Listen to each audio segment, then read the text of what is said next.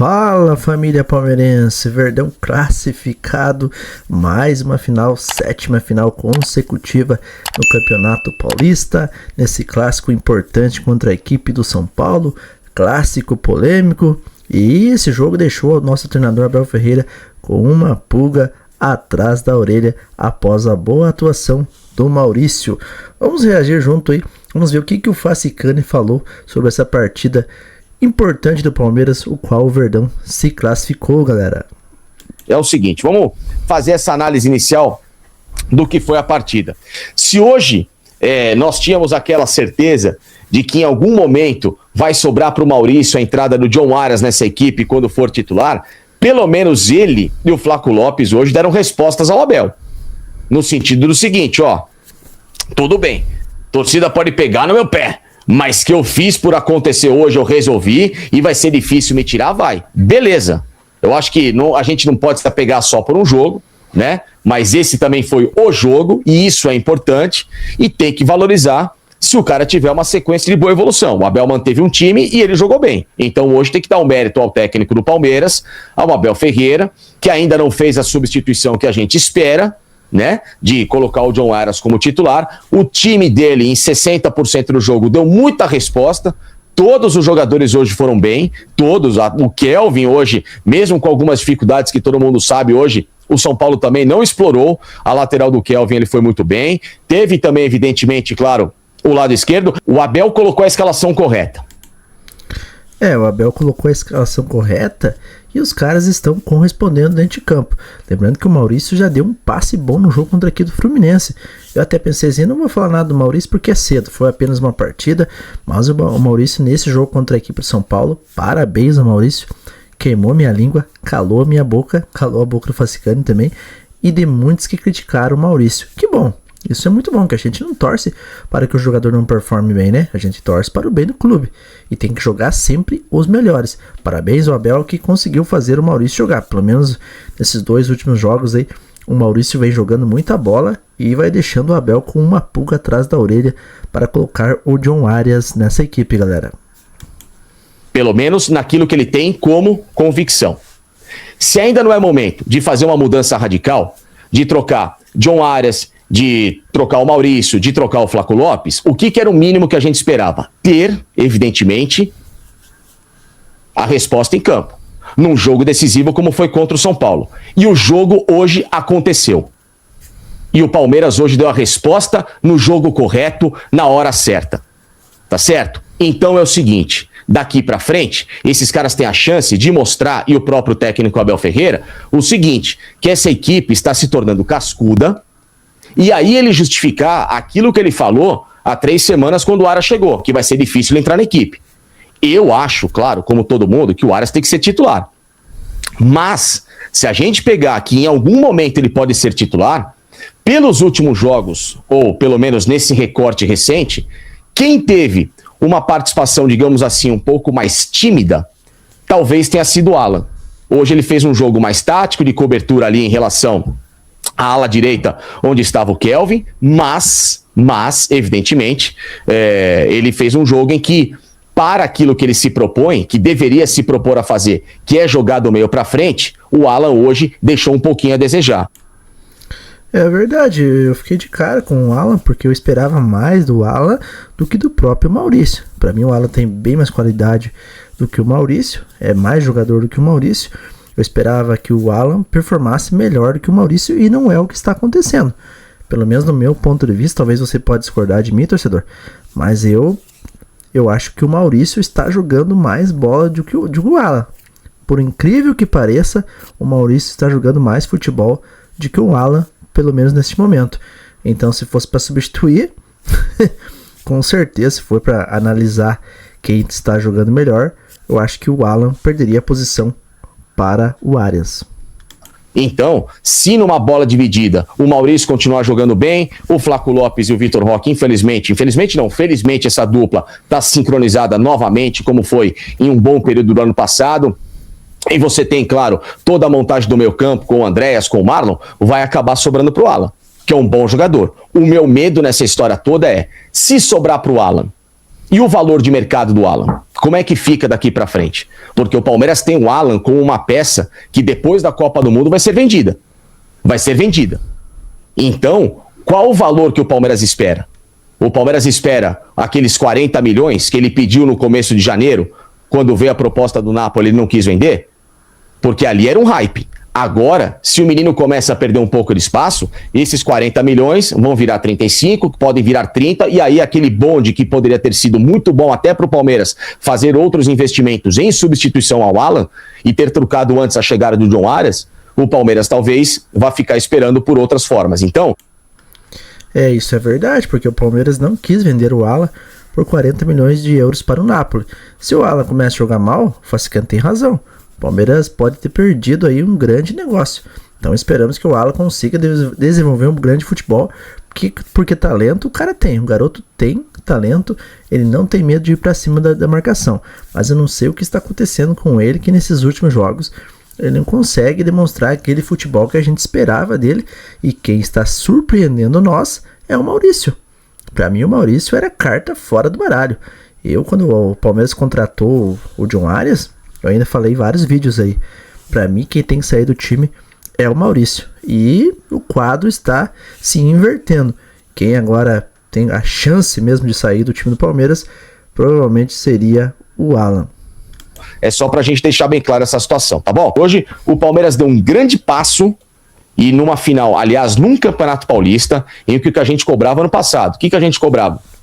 Ganhar jogos grandes. O Palmeiras está numa sequência de clássicos em vitórias, já começa por aí, que isso é fundamental. E segundo ponto, o Campeonato Brasileiro do Palmeiras, aliás, ter começado o Brasileiro junto com o Campeonato Paulista, para esse tipo de análise, é boa. Não na análise física, calendário, é uma porcaria. Agora, já que começou junto, ele tem uma vantagem. A vantagem é acelerar o seu nível de concentração e o seu nível de competitividade. Então olha só como o Campeonato Brasileiro do Palmeiras, sendo bem feito, liderando, ganhando bem do Inter fora de casa, ganhando bem do Fluminense em casa, mesmo tendo sofrido, o Fluminense jogou bem e tal, mas ganhou do Fluminense, como tem sido importante para o Palmeiras esse tipo de resultado contra as principais equipes do Brasil, e olha a transformação mental do elenco para decidir o Campeonato Paulista agora contra a equipe do Novo Horizontino. Então isso é uma grande vantagem do Palmeiras, uma grande vantagem, e que para mim vai fazer muita diferença daqui para frente no Campeonato Paulista, tá bom? Porque o ano passado muita coisa se falava que o Palmeiras não vencia time do G6, o que é o contrário este ano. Por mais ali que o Campeonato Paulista seja um campeonato fraco, mas o Palmeiras venceu todos os clássicos. E também no Campeonato Brasileiro, como o Fassicano falou, o Palmeiras teve boas vitórias contra o Internacional, que é uma boa equipe, uma equipe grande. Venceu com dificuldade a boa e para mim um dos candidatos ao título brasileiro, a equipe do Fluminense. Então o time vai criando casca. Aos poucos o Palmeiras vai criando casca e vai ficando cada vez mais competitivo. Isso é algo muito positivo para o restante da temporada. Bom, Gustavo Mendonça, ótimo jogo, merecemos jogar, tínhamos que ganhar para aquela boca do São Paulo que ficou chorando a semana toda precisando da arbitragem. Ou seja, né? Bom, já que muita gente quer falar da arbitragem, então vamos trocar ideia. É o seguinte, Gustavo. Lá vem polêmica, galera. Lá vem polêmica. Minha modesta opinião. Vamos lá. Eu acho que o recorte errado do jogo na arbitragem da Daiane Muniz foi não marcar a falta no Vitor Roque, no lance de ataque, que depois origina um pênalti para o São Paulo. Tá claro, porque na minha modesta opinião, o Gustavo Gomes estava com aquele braço aberto, que hoje a recomendação é do cara ir com o braço para trás. Eu sei que é um absurdo, mas hoje, no critério do futebol, o cara tá com o braço mole aqui, ele tá dando margem para que uma bola rebatida acabe resvalando e no movimento desse toque na bola ser marcada uma infração, tá? Então o erro da Daiane foi aí. Ela não marcou uma falta na origem do lance, que foi muito falta em cima do Vitor Roque, e depois saiu o lance do pênalti, que não foi marcado. Então, erro duplo. Erro de não marcar a falta do São Paulo, contra o São Paulo, e erro de não marcar a falta em favor do São Paulo. Tá? Que foi pênalti para mim do Gustavo, em relação ao lance do Gustavo Gomes, e não marcou a falta que era para ter sido marcada em favor do Palmeiras com o Vitor Roque no lance. Então, aí ela começou a se perder, tá? Porque ela vinha bem no jogo.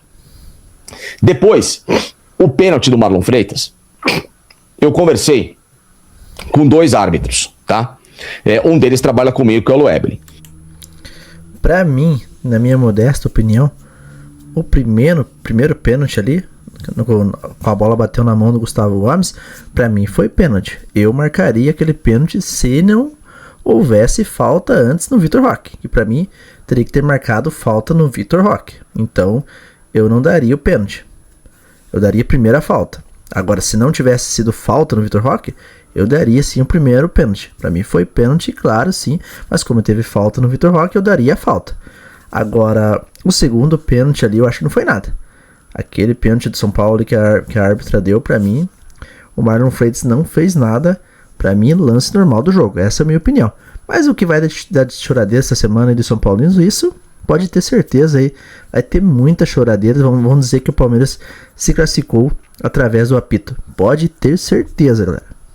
E o Loeblin, pô, tu não sabe, declaradamente palmeirense hoje e tal, não sei o que, trabalha comigo lá na Oeste. O Loeblin falou, cara, o Marlon foi imprudente. O Loeblin é um cara que ele odeia esse tipo de pênalti. Vocês podem ver nos comentários quando vocês me acompanham, lá no programa, que o Loeblin é um cara que não é qualquer coisinha que ele marca.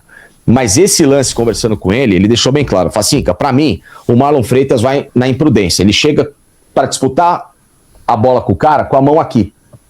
Mesmo que você entenda que não é um lance com uma intenção, que não há uma força excessiva, etc e tal, é uma falta que no meio campo se costuma dar. E ela, na cara dela, o Marlon Freitas acaba disputando essa bola com a mão no rosto do jogador de São Paulo. Então, ela deu o pênalti. Mas, obviamente, um pênalti que teve a compensação, e eu estou com vocês nessa, daquilo que ela errou de não marcar o do Gustavo Gomes.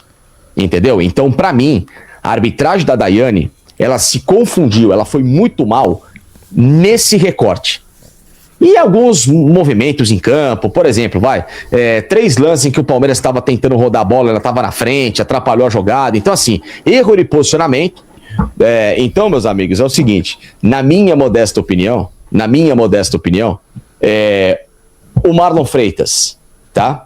Ele disputa a bola com a mão no lugar errado, ou seja, na região do rosto do jogador. A Daiane compensa, porque talvez ela não marcasse esse pênalti se tivesse um jogo numa condição normal.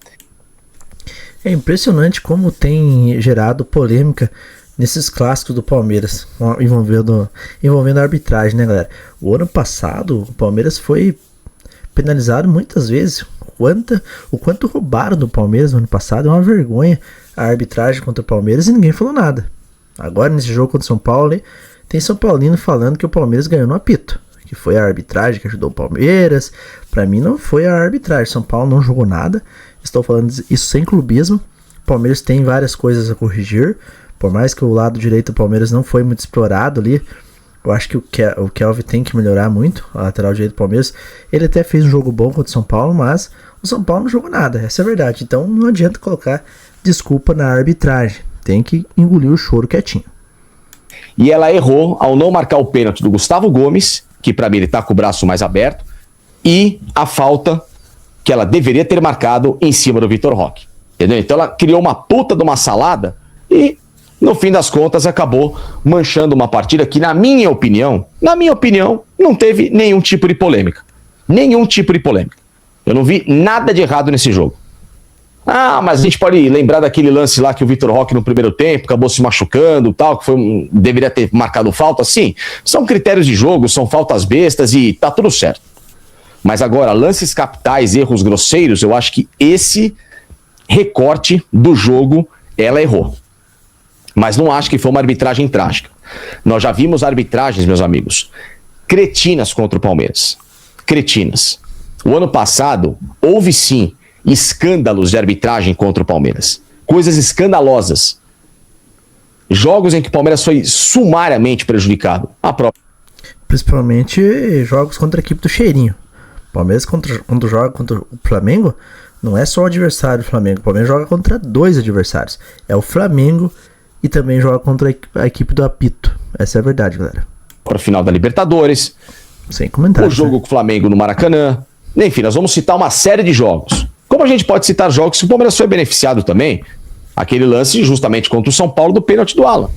Então, gente, é o seguinte, vai errar pra cá, vai errar contra, mas entre comparar, por exemplo, arbitragens do Wilton Pereira Sampaio e da Daiane, gente, não dá nem pra comparar o quão nociva é a arbitragem do Wilton Pereira em relação à da Daiane.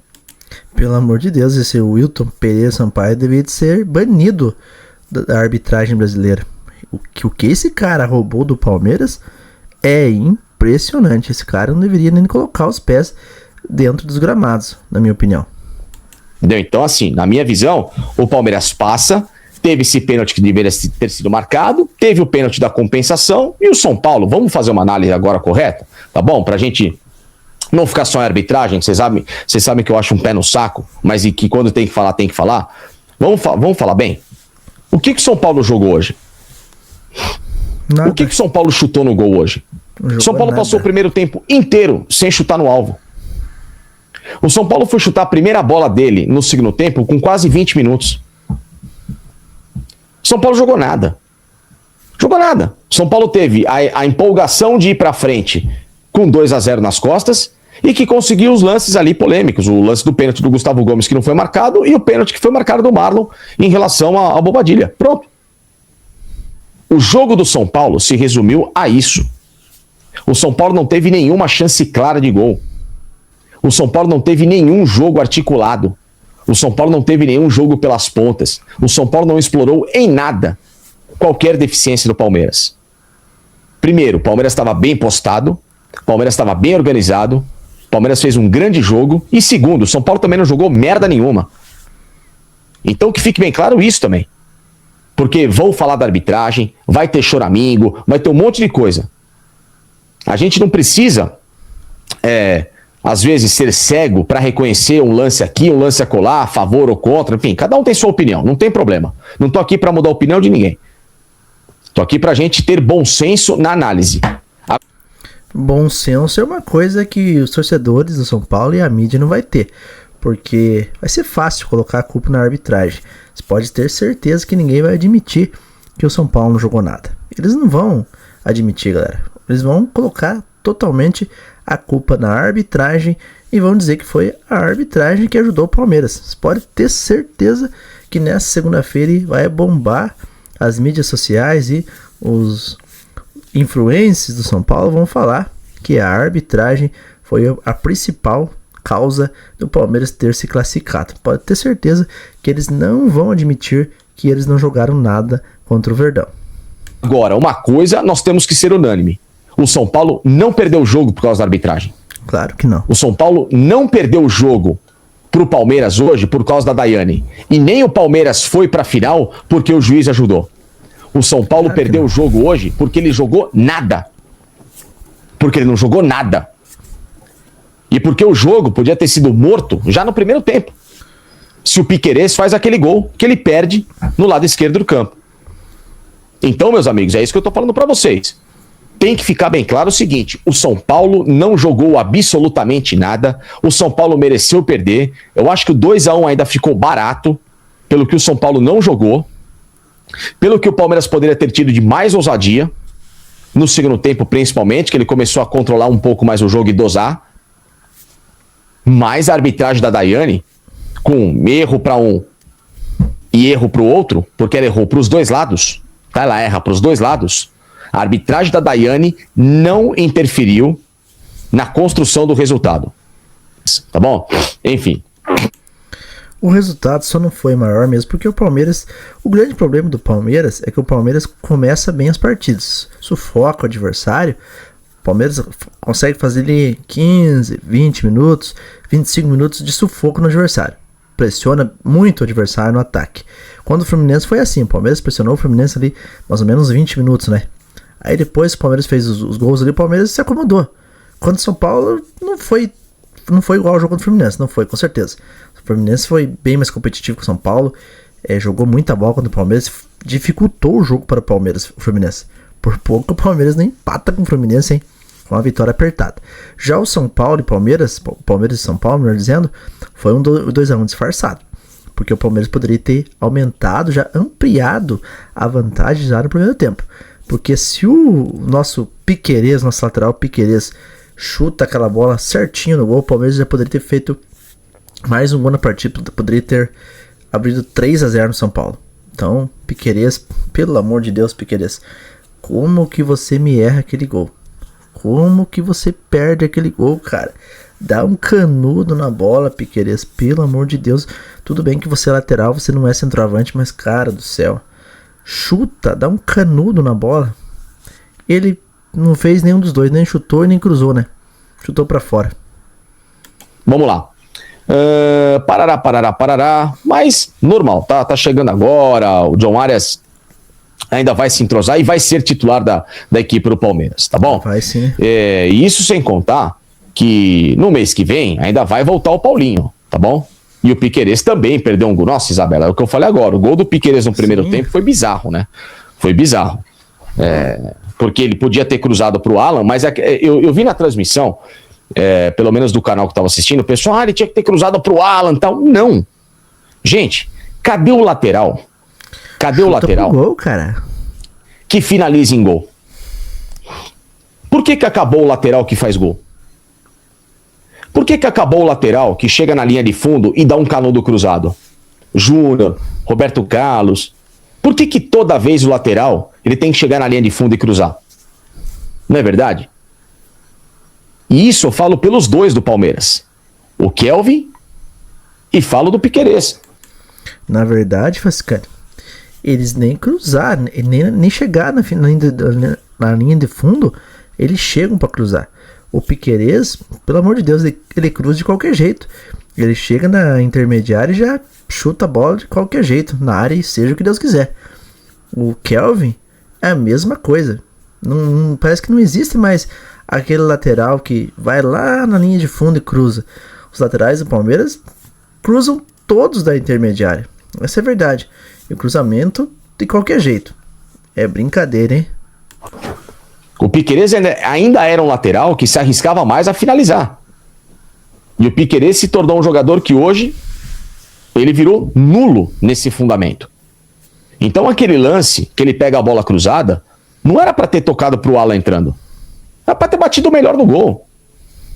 Tinha que ter melhorado o fundamento dele, bater de 3 dedos. Chegou ali, do jeito que ele veio aquela bola deliciosa, como diria José Silvério, a bola pedindo me chuta. Meu, dá um canudo. Era para bater cruzado, se consagrar. Bate e sai pro braço. Ah lá, Carlos Alberto Torres. Tudo bem, estamos comparando eles com jogadores geniais. Mas o que você tem que fazer na vida? Você tem que se comparar com um cara que é ruim? Ou você tem que tentar pegar o exemplo do cara que é bom? O que aquele cara de bom, que é muito bom, faz que eu tenho que tentar aprimorar no meu trabalho? Então, Piquerez tem que passar a olhar mais jogos desses caras. Esse tipo de fundamento. Porque é proibido toda hora o lateral ter que chegar na linha de fundo e ficar tocando, cruza em cima da zaga, cruza no segundo pau pra fora, cruza pra fora do gol, cruza pro meio da área. Ele faz tudo, menos a finalização correta. Tem hora que o lateral tem que chegar na linha de fundo e arriscar pro gol. Bater entre a trave o goleiro, bater cruzado. Então, pra mim, aquele lance, você tem toda a razão, Isabela. Pra mim, o Piquerez perde o gol, tá bom? Galera, Palmeiras. Mas o importante foi que o Palmeiras se classificou. Verdão que decide o último jogo do Paulistão vai ser na casa do Novo Horizontino, que fez uma grande campanha. Parabéns à equipe do Novo Horizontino. O Palmeiras agora tem que ficar esperto, porque tomou 4-0 deles aí na primeira fase, mas tudo bem que o Palmeiras, o time que o Palmeiras jogou aí, claro, não foi os titulares, mas o Palmeiras tem que ter um pouquinho de atenção e não entrar com um salto alto contra a boa equipe do Novo Horizontino, que fez por merecer estar na final. Agora o que resta aí para os secadores é só secar o Verdão, né? Já que a equipe das Marmitias também foram desclassificadas. O Corinthians caiu fora, os Bambis também, as Sardinhas também. E agora o que resta para eles é só secar o Verdão. Agora mudando um pouco do foco aí da final, falando sobre o mercado da bola. Então o Palmeiras vai prosseguir com essa equipe, com esse mesmo elenco, né? Como o Fascicano já tinha falado, o Palmeiras já está com o negócio amarrado lá com o Nino. O Nino não vem agora. Segundo informações, o Palmeiras aí já deixou uma oferta aí para o o staff do jogador junto ao Zenit de 14 milhões de euros, porque o Fluminense, que era outro time que estava na briga pelo Nino, né, o Fluminense já confirmou aí a contratação do jogador do Nacional do Uruguai, se não me engano, né, um colombiano, um zagueiro. Então é colombiano. É estranho o Fluminense, que estava tão interessado no Nino, ou melhor dizendo, está interessado no Nino, contratar esse jogador. Eu não entendi nada. Então, será que o Fluminense jogou a toalha mesmo sobre o Nino? Hein, galera? Fica essa pergunta. Mas que o Palmeiras não vai trazer o Nino agora, isso é fato. Só depois aí da Copa do Mundo que esse desfecho terá um final. Se será bom para o Palmeiras, se vai vir mesmo, a gente vai saber só depois aí da Copa do Mundo. Mas o próprio Vascaíno trouxe informação em que o Palmeiras já deixou uma proposta para o Zenit aí de 14 milhões de euros. Esperamos que o Palmeiras não tome chapéu de outro clube, já que o Palmeiras quer tanto o Nino. Se não acontecer igual aconteceu aí com o Claudinho, que estava tudo certo com o Palmeiras, mas a equipe do Qatar lá chegou e ofereceu mais, e o jogador acabou assinando com a equipe do Qatar e não veio para o Palmeiras. Então esse risco o Palmeiras pode acontecer, porque o mercado da bola é assim que funciona. Por mais que o Palmeiras deixou ali uma proposta de 14 milhões de euros aí para o Zenit, vai que aparece um outro clube da própria Arábia aí e oferece aí uns 16 milhões, 18 milhões pelo Nino. O Palmeiras toma outro chapéu, porque o negócio teria que estar, então o Palmeiras teria que ter dado uma entrada, pelo menos para o Zenit, para poder deixar o negócio, vamos dizer assim, amarrado mesmo. Até o próprio Fluminense capaz de querer fazer uma proposta dos 16 milhões. O Fluminense também não tem condições financeiras de fazer isso, já que trouxe esse jogador, já está tudo certo com esse zagueiro colombiano que joga no Nacional. Então, se for isso mesmo, o caminho do Nino para o Palmeiras está livre, mas de fato o Palmeiras só vai saber se o Nino vai ser jogador do Verdão só depois da Copa do Mundo. É isso aí, galerinha palmeirense, esse foi mais um vídeo do nosso canal. Se você gostou, não se esqueça de se inscrever, deixar o dedo no like, ativar o sininho das notificações. Eu agradeço a cada um de vocês que esteve comigo até o final desse vídeo, e que Deus abençoe a todos. Até o próximo vídeo. Aqui é Palmeiras sempre.